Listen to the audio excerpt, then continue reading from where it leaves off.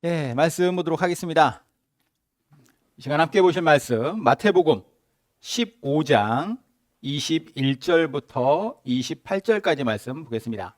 저와 여러분이 한 절씩 교도하도록 하겠습니다. 예수께서 거기서 나가사 두로와 시돈 지방으로 들어가시니 가나안 여자 하나가 그 지경에서 나와서 소리질러 이르되 주 다윗의 자손이여 나를 불쌍히 여기소서 내 딸이 흉악하게 귀신 들렸나이다 하되 예수는 한 말씀도 대답하지 아니하시니 제자들이 와서 청하여 말하되 그 여자가 우리 뒤에서 소리를 지르오니 그를 보내소서. 예수께서 대답하여 이르시되 나는 이스라엘 집에 잃어버린 양 외에는 다른 데로 보내심을 받지 아니하였노라 하시니 여자가 와서 예수께 절하며 이르되 주여 저를 도우소서. 대답하여 이르시되 자녀의 떡을 취하여 개들에게 던짐이 마땅하지 아니하니라. 여자가 이르되 주여 올소이다마는 개들도 제 주인의 상에서 떨어지는 부스러기를 먹나이다 하니 이에 예수께서 대답하여 이르시되 여자여 내 믿음이 크도다 내 소원대로 되리라 하시니 그때로부터 그의 딸이 나으니라. 아멘. 제가 6살에서 7살 무렵이었던 것 같아요. 처음으로 제 자전거가 생겼습니다. 앞바퀴 위에 3000이라고 하는 숫자가 크게 붙어있는 삼천리 자전거였어요. 당시에 저는 자전거를 탈 줄 모르던 때였습니다. 그저 동네 친구의 자전거, 그 자전거를 몇 번 빌려 탔을 뿐인데 그 친구의 자전거는 뭐냐면 아주 작은 애기들용 자전거 있잖아요. 뒤에 보조바퀴가 달려있는 그런 자전거였어요.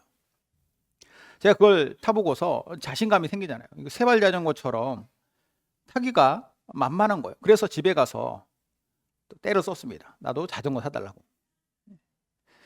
그때만 해도 뭐 부유하지 않은 집이지만 제가 누릴 건 참 많이 누렸던 것 같아요. 부모님 손잡고 자전거를 사러 갔어요. 근데 막상 자전거를 파는 곳에 가서 자전거를 이것저것 소개해봤던 아버지가 마음에 들어하는 스타일이 제가 원하던 스타일이 아니었어요. 저는 제가 타본 보조바퀴가 달린 아담한 자전거를 원했는데 아버지는 그거를 그냥 무시하고 제 몸보다 더 커 보이는, 물론 이제 그래도 어린이용 자전거라서 크기가 크지는 않겠죠. 근데 그 당시에 제가 봤을 때 너무 큰 자전거였어요. 무겁고. 이게 벌써 40년도 전 이전 이야기라서 그 당시만 해도 이 자전거 안장 높이 조절이 잘 안 되던, 그러니까 뭐 그 폭이 지금처럼 크게 움직여지지 않은 것이기 때문에 제일 낮게 해도 제가 그 자전거를 굴리려면은 이게 발이 잘 안 닿으니까 엉덩이가 실룩실룩 해야 되는 그런 상황이었던 것이죠. 저는 그 자전거가 싫었습니다. 내가 원하는 건 이렇게 무식하게 크고 무거운 자전거가 아니었다라는 거예요. 더군다나 보조바퀴가 없어요. 내 친구가 가지고 있는 그 보조바퀴 달린 앙증맞은 자전거가 아니라 나에게는 왜 이런 큰 자전거를 사주려 하시는가? 만약에 그 작은 자전거였다면 나는 자전거를 탈지도 모르기 때문에 넘어지지도 않을 것이고, 만약에 넘어진다 할지라도 그 작은 자전거에서 넘어진다 해도 크게 다칠 리가 없는, 그게 내가 원하던 것인데 왜 아버지는 나한테 그게 아닌 더 큰 자전거를 가져가라고 했는가라는 거예요. 뭐 당연히 아버지 생각은 자전거 조금만 타도 금방 늘 것이고 키도 이제 조금씩 이제 크니까 이게 작은 자전거는 얼마 타지 못할 걸 아신 거죠. 근데 아이의 입장에서 이게 이해가 안 가니까 마음이 너무 안 좋은 거예요. 지금도 종종 우리 애들이 저한테 하는 게 있는데 아빠는 아빠 마음대로 한다고. 제가 딱 그때 그 마음이었어요. 아빠는 아빠 마음대로 한다. 그래도 어떻게 해요? 일단 사온 자전거를 가지고 열심히 또 자전거를 아버지한테 배웠어요. 타는 법을. 그리고 이내 자전거를 잘 탈 수 있게 되었는데 얼마 지나지 않아서 저는 깨달았습니다. 아, 내 자전거가 내 친구 자전거보다 훨씬 좋구나. 나를 위해서 절대적으로 있어야만 한다라고 생각했었던 그 보조바퀴는 사실 빠른 속도로 달리면 달리려 하면은 오히려 자전거를 타는데 방해가 되는구나. 이거는 없어져야만 되는 것이구나. 거추장스럽다라는 것을, 그러한 것이라는 걸 제가 알게 됐다라는 것이죠.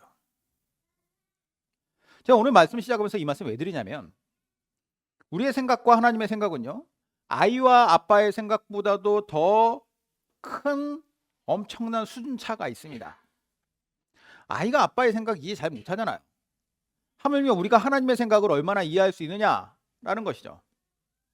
우리가 이거 없으면 나 죽겠습니다. 이거 없으면 내 인생 비참해집니다. 아니면 이것 때문에 내 인생 힘듭니다. 이것 때문에 나는 괴롭습니다. 라고 생각했던 것들도 하나님 입장에 생각했을 때는 그게 있는 것이 너한테 오히려 더 좋은 것이야. 혹은 그게 없는 것이 오히려 너를 행복하게 할 수 있어. 이런 게 참 많을 거라는 거예요. 오늘 본문에 등장하는 여인을 보면은 이런 면을 아주 잘 보여주는 대표적인 여인이라고 생각합니다.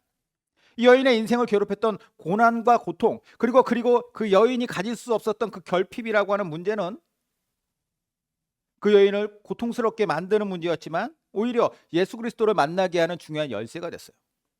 자, 오늘 말씀 배경부터 보겠습니다. 오늘 본문이 어떻게 시작하냐면 예수님께서 어딘가로 나가셔서 두로와 시돈 지방으로 가셨다라고 하는 것으로 시작됩니다. 21절에 예수께서 거기서 나가사 두로와 시돈 지방으로 들어가시니, 어디에서 나갔다라는 거예요. 그 거기가 어디냐? 어딘지는 그 앞을 봐야지 알겠죠? 앞에 내용을 보면 어딘지가 특정됩니다. 자, 그런데 앞에 마태복음 15장 전반부의 내용을 쭉 봐도 지역은 나오지 않아요. 대신 어떠한 그 스토리가 나옵니다. 예수님을 찾아와서 시비 걸었던 바리새인과 서기관들을 대놓고 막 혼쭐 내시는 장면이 나와요. 그럼 조금 더 앞으로 가볼게요. 14장의 뒷부분을 보면은 마태복음 14장 34절에 그들이 건너가 게네사렛 땅에 이르니, 자, 그들은 예수님과 제자들이에요. 예수님과 제자들이 배를 타고 갈릴리 호수를 건너가서 게네사렛이라고 하는 곳으로 들어갔다. 그러니까 예수님이 계셨던 곳은 어디냐? 게네사렛이라는 곳이에요.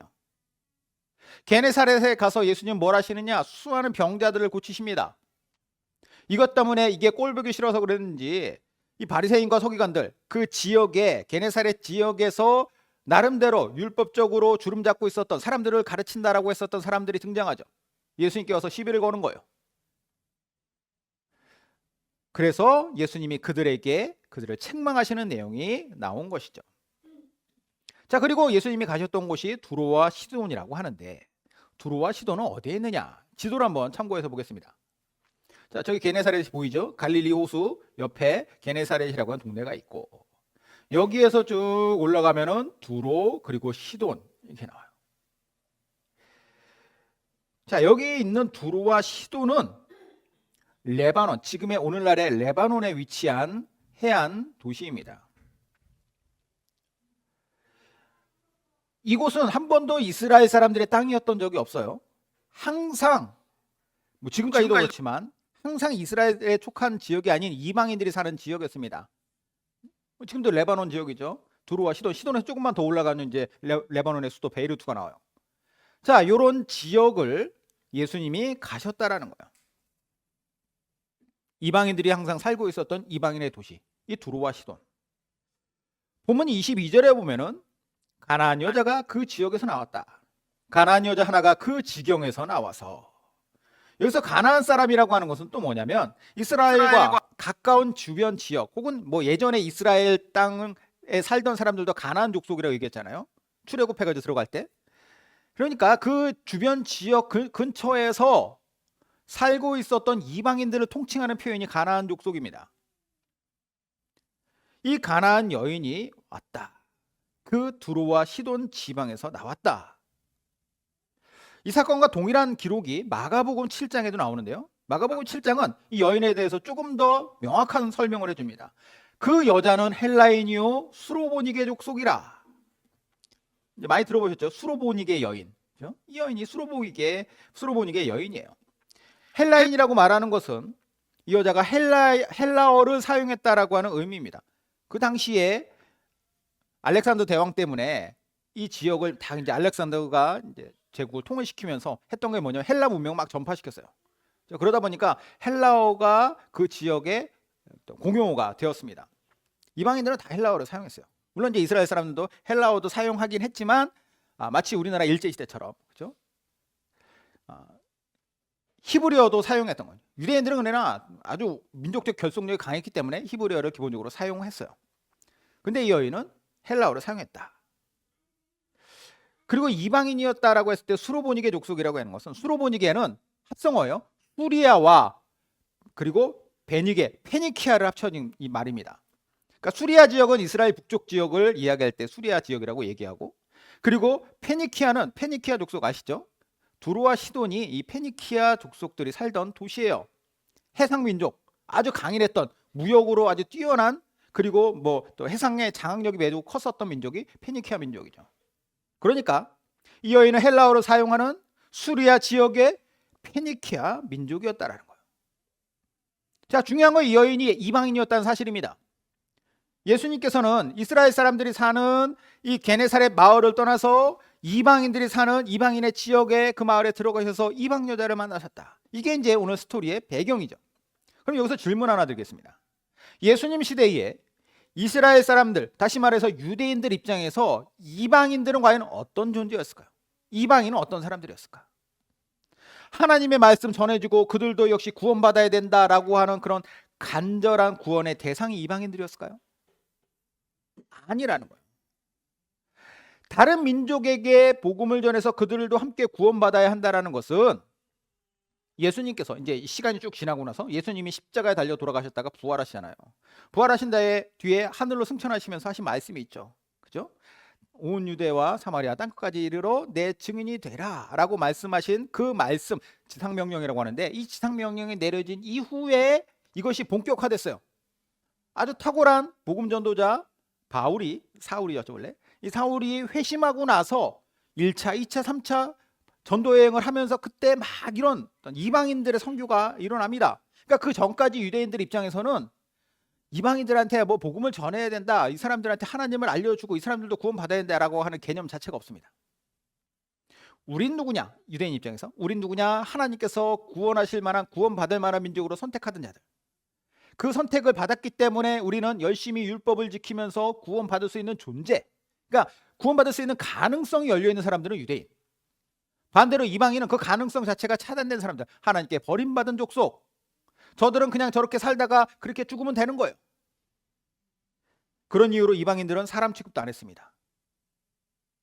자, 근데 예수님께서 난데없이 그 사람들이 사는 마을로 들어가세요. 아주 이상한 행동이죠. 근데 더 이상한 것이 뒤에 이어집니다. 왜 거기까지 갔는지 모르겠어요. 왜 갔는지 설명 안 하니까. 그러나 이 두로와 시돈 지역으로 들어가셨을 때에 어떤 여자가 달려나와서 예수님을 찾습니다. 소리 질러요. 22절에 가나안 여자 하나가 그 지경에서 나와서 소리 질러 이르되 주 다윗의 자손이여 나를 불쌍히 여기소서, 내 딸이 흉악하게 귀신 들렸나이다 하되. 자, 이 여인이 하는 말 세 가지 내용을 담고 있습니다.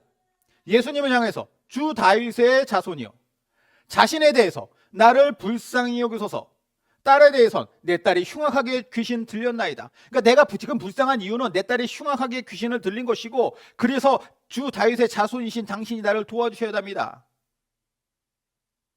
여인의 처한 상황과 원하고 있는 바 아주 명확하죠. 무엇을 원하고 있는가? 이 시대가 남성 중심의 시대였음에도 불구하고 남편에 대한 이야기가 없는 걸로 봐서 이 여인은 아마 과부가 아니었을까라고 생각을 합니다. 어쨌든 중요한 건 뭐냐면 지금 이 여인한테는 자신이 뭔가 할 수 있는 능력이 없다라는 거예요. 적어도 딸에 대해서는. 그래서 나는 지금 이 딸을 구해야만 됩니다. 그러기 위해서는 당신만이 이것을 할 수 있습니다 라고 하는 것이 이 여인이 지금 이해하고 있는 바예요. 이스라엘 전역에 다니면서 예수님이 아까도 여기에 오기 전에 게네사렛에서 여러 사람들, 병자들을 고쳐주셨다고 얘기하시잖아요. 이 소문이 지금 이스라엘 바깥까지 다 퍼져나간 것입니다. 예수님에 대한 소문. 그래서 이 예수님이 오셨다는 소식을 듣고 미친 듯이 달려나가는 것처럼 보이죠.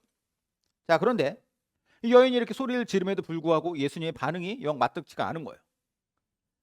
예수님은 여인이 와서 미친 듯이 소리를 질러대고 도와달라고 하자 그것에 대해서 예수님은 철저하게 모르쇠로 일관하십니다. 23절에 예수는 한 말씀도 대답하지 아니하시니 제자들이 와서 청하여 말하되 이 여자가 우리 뒤에서 소리를 지르오니 그를 보내소서. 오죽 시끄러웠으면 제자들이 예수님께 요청하겠습니까? 뭐라고 요청하느냐? 보니까 사정이 딱해 보입니다. 저 여자의 부탁을 좀 들어주고 이제 이것을 해결해 주십시오라고 하는 것이 아니라 이 시끄러운 여자를 쫓아내 주십시오. 제자들이 이야기하는 거예요. 제자들, 예수님의 제자들 치고는 아주 야박한 반응인데 왜 이들은 그렇게 반응할 수밖에 없었을까? 제자들은 이제까지 예수님이 수많은 사람들을 고쳐주시고 뭐 귀신을 쫓아내시는 것들을 목격한 목격자들입니다. 충분히 그러실 수 있는 분인 걸 알아요. 근데 왜 이 여자를 도와달라고 하지 않고 이 여자를 쫓아달라고 얘기하느냐? 이유는 하나, 여자가 이방인이었기 때문에.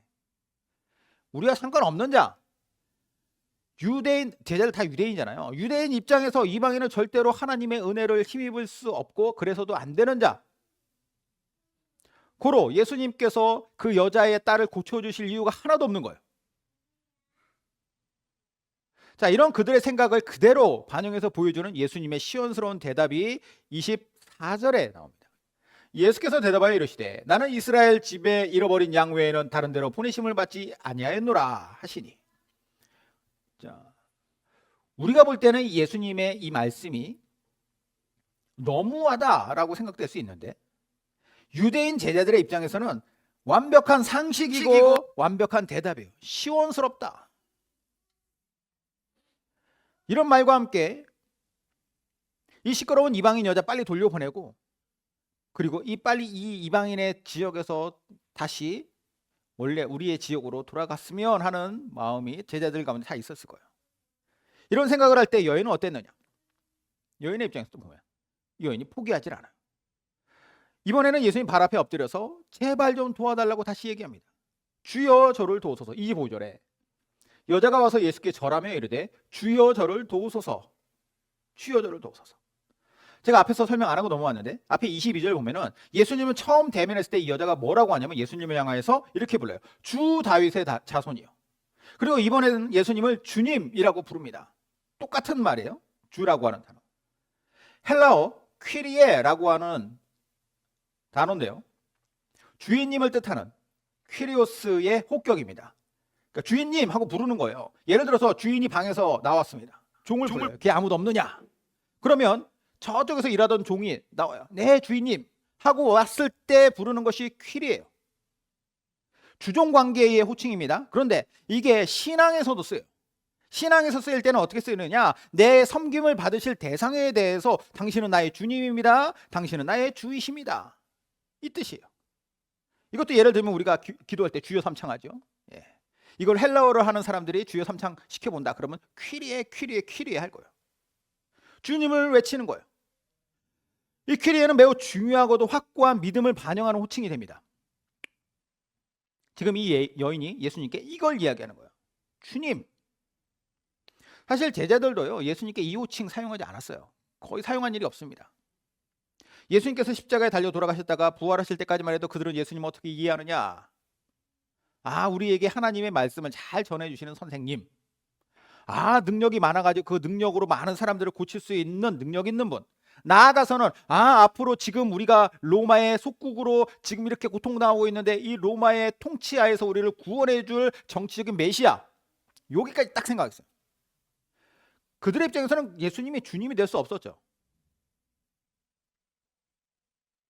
실제 자신을 구원하러 오신 이분이 바로 구약 성경에 예언된 다윗의 후손으로 오실 메시아라고 그들은 생각하지 않았는데 놀랍게도 이 여자는 이방인임에 불구하고 아주 정확하게 이걸 짚어내요. 당신은 주 다윗의 후손으로 오신 나의 주님이십니다. 아마도 이스라엘과 아주 가까운 지역에 사는 사람이었기 때문에 구약 성경에 대해서 이미 들었을 수도 있어요. 그랬던 것 같아요. 그러니까 이렇게 이야기를 하지. 메시아에 대한 그 어떤 기본적인 개념이 있고 저분이 바로 그분일 거야 라고 하는 확신이 있었던 것. 제자들도 가지지 못했던 믿음을 이 여인이 갖고 있었고 그 고백을 이 여인이 합니다. 그러면서 이야기하죠. 주님을 부르며 부탁을 하는 거예요. 그러면 처음에는 예수님이 아니 너 이방인인데 왜 나한테 도와달라고 하냐 이러셨다가 이 여자가 이야기하는 주님이라고 하는 그 말에 대한 그 의도를 확실히 파악하셨으면 아이고야 너는 진짜 나를 제대로 아는 자구나 이러면서 도와주시는 것이 자연스러운 전개가 될 텐데 한 번도 이해하지 못할 이야기를 합니다. 제자들 입장에서는 시원스러운 대답이고 우리 입장에서도 이게 왜 무슨 말이야 이게. 26절 대답하여 이르시되 자녀의 떡을 취하여 개들에게 던짐이 마땅하지 아니하니라. 아마도 제자들 입장에서는 이제 게임 끝이라고 생각했을 거예요. 아, 예수님의 생각은 확실하다. 예수님께서 말씀을 가르쳐 주시는 것도 하나님의 백성인 우리를 위한 것이고, 병을 고쳐주시고 귀신을 쫓아내시는 것도 오직 유대인들인 우리들만을 위한 것이니 이 시끄러운 여자 좀 안 되긴 했지만 이건 어쩔 수 없는 순리야. 이제 저 여자는 가야지. 아마도 이런 생각을 거기 있던 모든 제자들 다 했을 거예요. 공통된 생각. 근데 여기서 또다시 상상하지 못했던 여인의 반응이 튀어나와요. 27절. 여자가 이르되 주여 올소이다마는 개들도 제 주인의 상에서 떨어지는 부스러기를 먹나이다 하니. 자, 여기서 여자가 세 번째로 예수님을 주님으로 고백해요. 그리고 자신을 뭐라고 하느냐? 자신을 개 취급하는 이야기를 듣고서도 굴하지 않고 개들도 주인 상에서 떨어지는 부스러기 먹지 않습니까? 요즘 같으면 난리 날 얘기죠. 인종차별이잖아요. 인종차별주의자. 욕하고 거기서 막 싸움하고 난리가 나도 전혀 이상하지 않은 상황. 근데 여자가 자신을 개와 같다고 말씀하시니 그게 옳습니다 라고 고백하며 부스러기 은혜를 강구하는데, 저는 예전에 이 구절을 읽으면서 이런 생각을 했어요. 여자가 오죽 괴롭고 급했으면 이렇게까지 했을까? 온갖 수모와 멸시를 다 당하고 있는 이 순간에도 딸에게 붙어있는 이 귀신이 너무 강력하고 떨어지지 않으니까 이걸 내가 다 견뎌서라도 저분께 치료를 받아야지. 아마 딸을 고칠 수만 있다면 바닥에 뱉은 침이라도 핥아먹어서라도 그런 각오로 이 여자는 딸을 구하려고 했을 거야 라는 생각을 했는데, 우리도 다 그렇게 생각하잖아요. 이 여자의 정성이나 그 어떤 각오가 대단하구나. 그럼 그 마음가짐에 감동해서라도 예수님은 이 여자를 위해서 그 딸을 고쳐주시겠지. 자, 그런데 예수님께서 하신 말씀이 있어요. 다른 느낌이 들어요. 예수님께서 뭐라고 말씀하시느냐? 뭐 여인에게 감동을 하신 것 같긴 한데 그 감동하는 포인트가 우리와는 달라요. 우리는 정성에 감동했다고 생각했는데 그 마음가짐이나 정성이나 각오 때문에 감동하신 게 아니다. 28절. 이에 예수께서 대답하여 이르시되 여자여 내 믿음이 크도다. 내 소원대로 되리라 하시니 그때로부터 그의 딸이 나으니라. 예수님께서 감동하는 포인트. 어디에서 감동하셨느냐? 딸에 대한 사랑, 자신의 처지에 대한 한탄, 벼랑 끝에 서는 각오로 여기가 아니면 나는 안 된다라고 하는 그런 마음? 아니에요. 믿음이라는 믿음. 예수님은 자신을 다윗의 자손이라고 그래서 주님이라고 부르는 그 여인에게 그 말이 결코 자신의 환심을 살려고 하는 립서비스가 아니라는 거 당연히 아셨겠죠. 그걸 아셨기 때문에 진지한 믿음을 가지고 예수님을 대했다라고 하는 이 사실 앞에 예수님은 그 여인의 믿음을 인정해 주시는 거예요. 자, 여기까지가 오늘의 본문의 스토리입니다. 그러면 이제 다시 본문을 좀 줌아웃해서 한번 보죠. 바로 다음에 어떤 이야기가 이어지는가? 마태복음 15장 29절. 예수께서 거기서 떠나사 갈릴리 호숫가에 이르러 산에 올라가 거기 앉으시니. 자, 아까 28절까지 했으니까 바로 다음 절이에요. 29절에 이렇게 예수님에 대해서 설명을 합니다. 무슨 말이냐? 아까 예수님이 갈릴리 호숫가 옆에 있는 게네사렛에서 두로와 시돈으로 가셨어요. 두로와 시돈에 가서 이 여자를 만나고 그 여자의 믿음 그것을 보고 그리고 나서 그 여자의 딸이 나으니라. 끝나자마자 예수님은 다시 갈릴리 호숫가에 이르러 산에 올라가 앉으셨다. 왜 돌아가셨는가? 왜 거기까지 올라갔다가 왜 바로 옆에를 그 산에 그냥 올라가면 될 걸 왜 거기까지 예수님은 움직이셨냐? 답은 하나죠. 예수님이 두로와 시돈까지 가셨던 이유는 이 여인 한 사람을 만나기 위함이었다. 그러니까 고로 이 여인과 예수님의 만남은 우연이 아니었다. 그곳에 주님을 만나야 할 사람이 있었던 것을 아셨고 예수님이 그 주님이심을 믿는 그 사람이 있음을 아셨다. 그 한 사람을 만나기 위해 예수님은 그곳에 가셨다. 이 사람은 딸의 고통이라고 하는 문제를 갖고 있었습니다. 얼마나 백방으로 노력했겠어요. 그 주변에 용하다는 무당이고 뭐고 다 다녔었겠죠. 하지만 어느 누구도 고쳐주지 못했어요. 이 문제로 말미암아 주 예수님을 더욱더 간절히 찾고 만나게 되었습니다. 결과론적으로 한번 보죠. 귀신 들려 고통당한 날이 있었던 딸이나 이 딸로 인해 괴로움의 고통을 당했던 여인의 입장에서 볼 때에는 그 뭐 정말 미안한 얘기지만 이 고통이요, 이 고통스러운 문제가 쓸모없고 재수없는 문제였느냐? 아니라는 거예요. 여인으로 하여금 메시아를 더 찾고 간구하고 기다리게 만든, 그래서 앞에 달려가서 멸시를 당하여도 내가 버틸 수 있는 이유가 된 것, 중요한 매개는 무엇이었습니까? 그 여인에게 있어서의 고통과 고난이었어요. 주님께서 찾아오시고 주님을 만나고 주님의 역사를 통해 더욱더 확실하게 그분을 만날 수 있게 한 것, 그 열쇠가 바로 여인의 그 고통이었다라는 거죠. 아까 제 자전거 얘기 들려서 그랬어요. 저는 보조바퀴 달린 자전거가 제일인 줄 알았습니다. 하지만 아빠의 생각은 달랐죠. 그리고 아빠의 생각이 옳았다는 사실은 얼마간의 시간이 흐른 뒤에 알았어요. 하물며 자전거도 이런데 우리의 인생 전체를 보면 어떻겠습니까? 지금 우리가 원하지 않았던 어떤 문제로 말미암아서 어려움 당할 수 있어요. 내가 기대하는 바가 나에게 있지 않을 수 있죠. 결핍으로 말미암은 고난이 있을 수도 있습니다. 인생의 생각대로 안 풀린다. 그럼 이게 무조건 나쁘고 내 인생을 파멸로 몰고 갈 일인가? 라고 생각할 때 누구를 떠올리시면 되냐면 주님을 떠올리시면 돼요. 나에게 주님이 계시는가? 나에게 주님이 계시지 않는가? 자신을 믿는 한 사람을 위해서 두로와 시돈까지 가셨던 주님께서 당신을 주로 믿고 있는 우리를 그냥 망하게 두고 고통 가운데 살다가 그냥 그렇게 가게 하실 것인가? 결코 그럴 일 없다라는 것을 저는 확신합니다. 어떤 상황에서도 우리 주님과 함께 하시면서 결국 당신의 뜻을 성취하게 우리를 인도하실 거예요. 우리는 이 사실을 믿고 살아가는 사람들입니다. 나의 주님, 나의 퀴리예요. 우리는 그분을 부르면서 그분의 뜻을 구하고 그분의 은혜를 구하는 것이죠. 모쪼록 저와 여러분 모두가 이런 올바른 믿음으로 살길 바랍니다. 우리의 귀한 인생 아닙니까? 한 번뿐인 인생인데 이 한 번뿐인 인생 나 혼자 사느냐 아니면 나의 주님이시는 그분과 함께 사느냐. 그리고 그 안에서 우리의 인생에 있는 모든 문제들을 이렇게 해석하는 것이죠. 로마서 8장 볼까요? 8장 28절 말씀입니다. 우리가 알거니와 하나님을 사랑하는 자 곧 그의 뜻대로 부르심을 입은 자들에게는 모든 것이 합력하여 선을 이루느니라. 아멘. 이것이 바로 우리의 삶에 하나님께서 주시는 큰 은혜요 축복인 줄로 믿습니다. 같이 기도하겠습니다.